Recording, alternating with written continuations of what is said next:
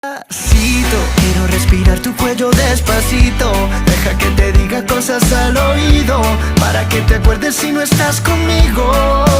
Despacito, quiero desnudarte a besos despacito, firmar las paredes de tu laberinto y hacer de tu cuerpo todo un manuscrito.